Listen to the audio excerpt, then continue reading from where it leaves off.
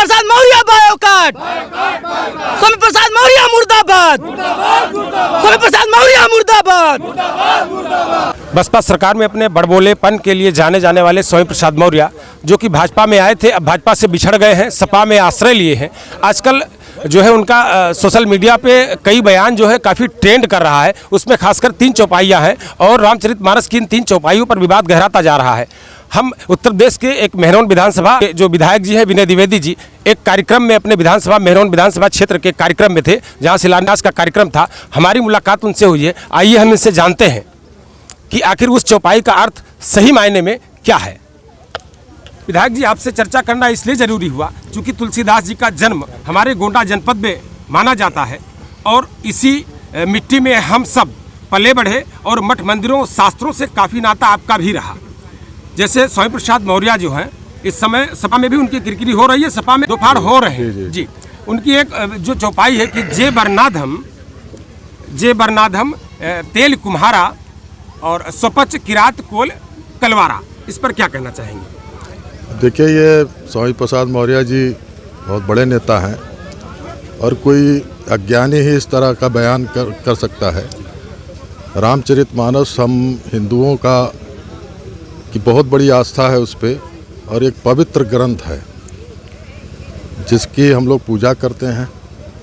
और पूरे विश्व में जहाँ जहाँ भी हिंदू हैं, रामचरितमानस के जो दोहे चौपाई हैं वो इसका प्रयास करते हैं कि मैं इन दोहे चौपाई का सुमिरन करके अपना जीवन सुलभ बनाएं। तो ये ज्ञानता है, मैं और क्या कहूँ। और इसमें वो उनकी समझ में नहीं आ रहा है। इतने बड़े नेता हैं स्वामी प्रसाद मौर्य जी, कई बार कैबिनेट मंत्री रहे, और इस तरह का बचकाना बयान कहेंगे हम तो। मैं तो ये भी चाहूँगा कि ये स्वामी प्रसाद मौर्य जी के ऊपर सख्त से सख्त कार्रवाई हो, क्योंकि हमारा जो सनातन धर्म है, हिंदू धर्म है, उस पर टीका टिप्पणी करना तमाम हिंदुओं के भावनाओं को दुखी करता है। तो इस पर सख्त कार्रवाई होनी चाहिए। और जो भी दोहे की वो चर्चा कर रहे हैं, वो उसमें रामचरितमानस में जो दोहे हैं उसके नीचे हिंदी में अनुवाद भी लिखा रहता है। तो अगर अनुवाद को ही पढ़ लें तो उनको समझ में आ जाएगा। वैसे इस चौपाई के सही अर्थ क्या है?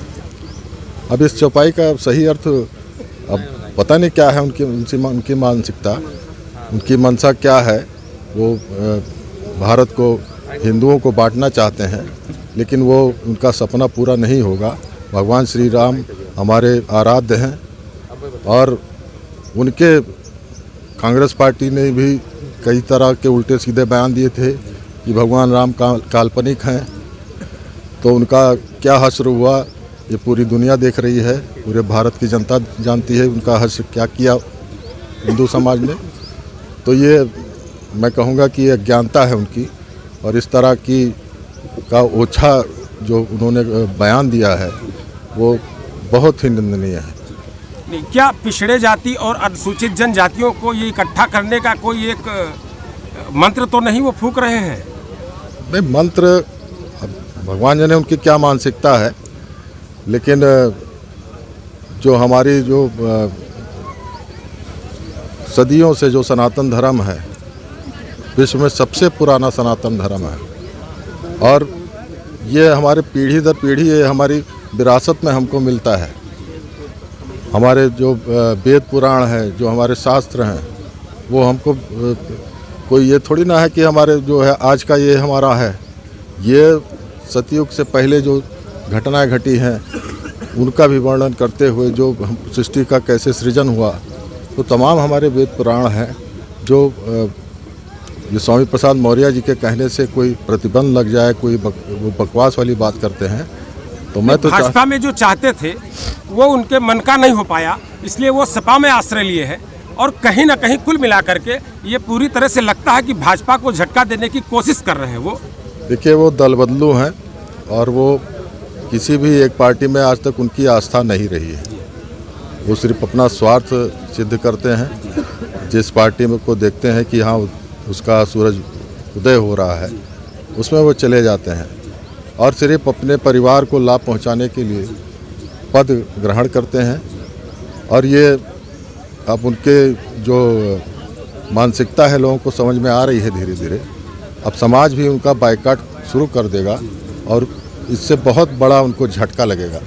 अभी ये विधानसभा चुनाव हारे हैं, अब ये आगे कोई भी चुनाव नहीं जीत सकते हैं। चूंकि रामचरितमानस का प्रादुर्भाव गोंडा जनपद से हुआ, इसलिए आपका जो संदेश है वो काफ़ी मायने रखता है। देश को जो रामचरितमानस पे विवाद गहराता जा रहा है, तो ऐसे जो भक्त हैं भगवान राम के, उनको क्या संदेश देना चाहेंगे आप? बिल्कुल, रामचरितमानस जो है ये वाल्मीकि रामायण का अनुवाद है जो संस्कृत में था। हमारे महाकवि तुलसीदास जी ने इसका अनुवाद किया था और हम लोग का सौभाग्य है कि महाकवि तुलसीदास जी की जन्मस्थली हमारे गोंडा में है और ये ठेठ अवधी भाषा में रामचरितमानस लिखी गई है।